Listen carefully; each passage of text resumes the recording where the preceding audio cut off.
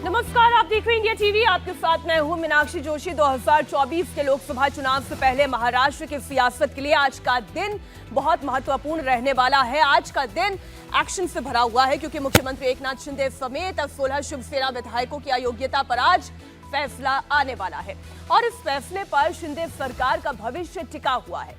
Speaker के मन में क्या है, ये आज आप इंडिया टीवी पर सुनेंगे। शिवसेना तोड़कर अलग गुट बनाने वाले एकनाथ शिंदे गुट के 16 विधायकों के भविष्य का फैसला विधानसभा स्पीकर राहुल नार्वेकर को करना है। दल बदल कानून के तहत लंबी सुनवाई हुई है, अब स्पीकर को इस पर अपना फाइनल फैसला सुनाना है। इस फैसले से पहले अब से थोड़ी देर में महाराष्ट्र कैबिनेट की बैठक होने वाली है जिसमें स्पीकर के संभावित फैसले पर चर्चा हो सकती है। शिंदे गुट के 16 विधायक योग्य है या अयोग्य है, यह मामला सुप्रीम कोर्ट में भी जा चुका है। अदालत के आदेश पर स्पीकर को 31 दिसंबर तक अपना फैसला सुनाना था। बाद में यह तारीख 10 जनवरी तक बढ़ा दी गई। आज अगर फैसला शिंदे गुट के पक्ष में आता है तो उद्धव ठाकरे की पार्टी के लिए बहुत बड़ा झटका होगा, लेकिन अगर शिंदे गुट के विधायक अयोग्य होते हैं तो फिर एकनाथ शिंदे को सीएम पद छोड़ना पड़ेगा। तो शिंदे सेना की जिन 16 विधायकों की अयोग्यता पर यह फैसला आना है उसमें मुख्यमंत्री एकनाथ शिंदे भी शामिल हैं और इसलिए ये कह रहे हैं कि महाराष्ट्र में आज क्या होगा। आज सबकी निगाहें केवल महाराष्ट्र पर टिकी हुई है। शिंदे के अलावा महेश शिंदे, अब्दुल सत्तार गोगावले, यामिनी जाधव, लता सोनवणे, बालाजी किनीकार, बालाजी कल्याणकार, चिमन राव पाटिल, इन पर फैसला आना है।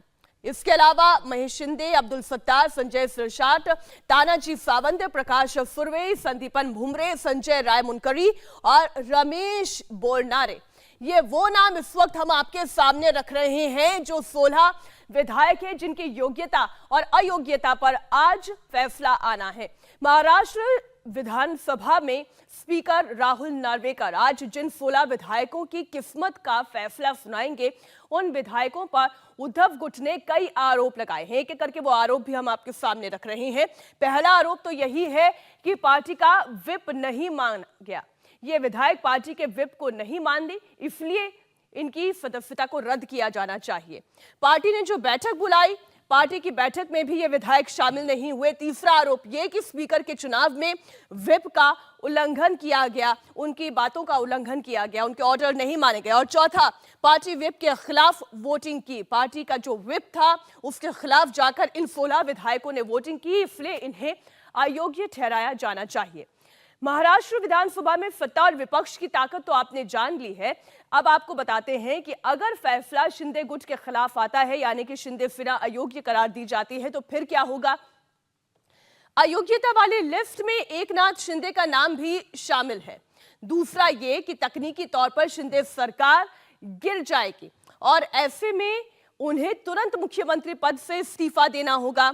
तकनीकी तौर पर जैसे कि हमने कहा कि शिंदे सरकार अगर गिर जाएगी तो उन्हें भी मुख्यमंत्री पद से इस्तीफा देना होगा, लेकिन विधानसभा में एनडीए विधायकों की संख्या फिर भी बहुमत से ज्यादा रहेगी। ऐसे में सरकार बनाने का दावा वो फिर से पेश कर सकते हैं। हालांकि मुख्यमंत्री एकनाथ शिंदे नहीं होंगे और वैसे विधायकों को भी मंत्री नहीं बनाया जा सकता जो अयोग्य घोषित हो चुके हैं। इसलिए कुल मिलाकर आप ये तो कह सकते हैं कि सबसे ज्यादा समस्या एकनाथ शिंदे के लिए है अगर फैसला राहुल नार्वेकर का उनके विरोध में आता है, लेकिन सरकार फिर भी बनाई जा सकती है। वो अलग बात है कि शिंदे मुख्यमंत्री नहीं होंगे।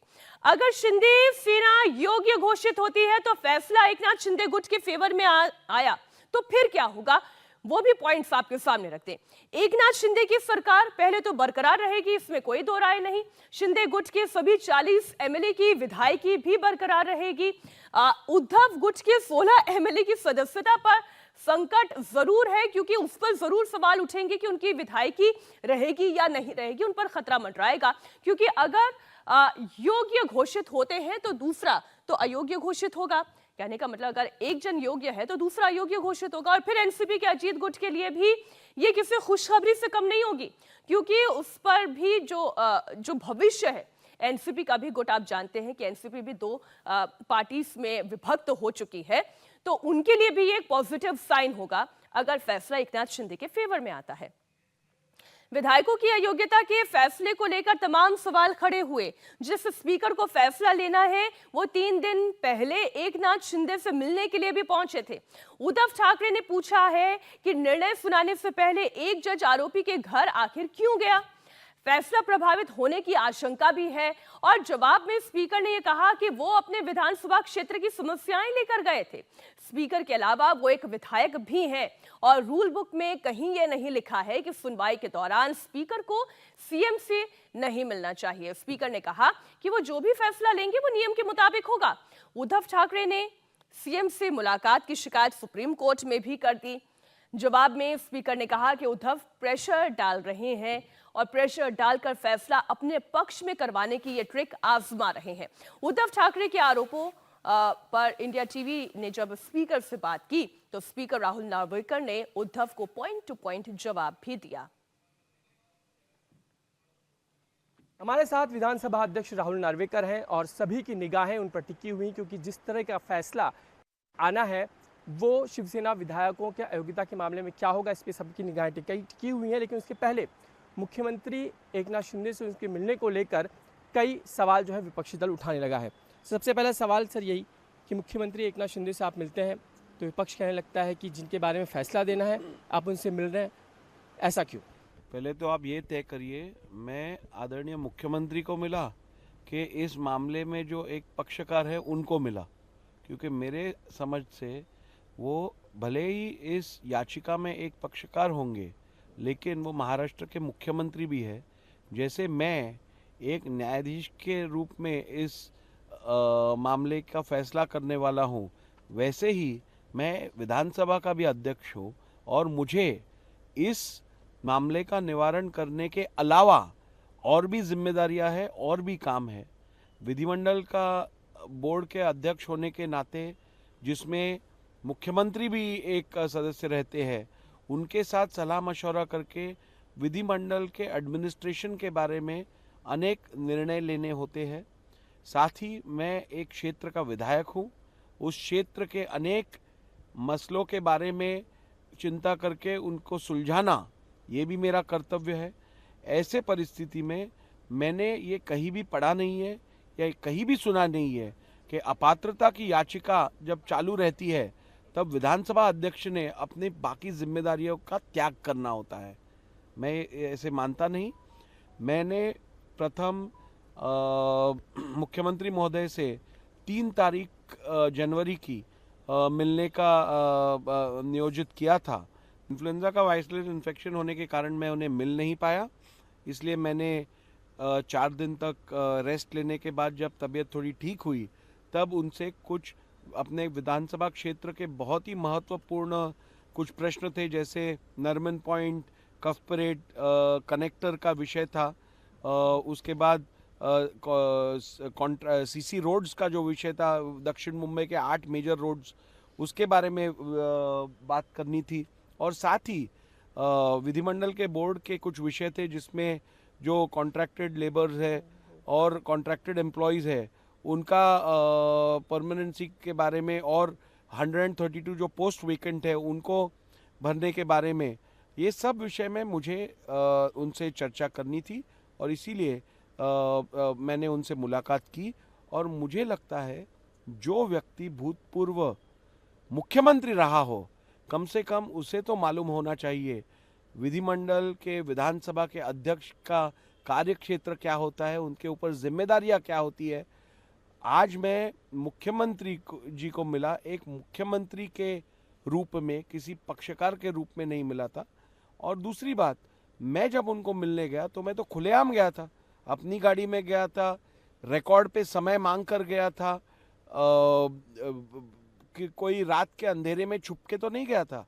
तो इसीलिए ऐसे बिन बुनियाद एलिगेशंस, आरोप किए जाते हैं जब किसी को निर्णय प्रक्रिया के ऊपर असर करना हो, प्रभाव डालना हो, तब ऐसे बिन बुनियाद एलिगेशंस, आरोप किए जाते हैं। लेकिन सुनील प्रभु चले गए कोर्ट में जाना तो हर एक का अधिकार है, ये भी एक प्रेशर टैक्टिक है।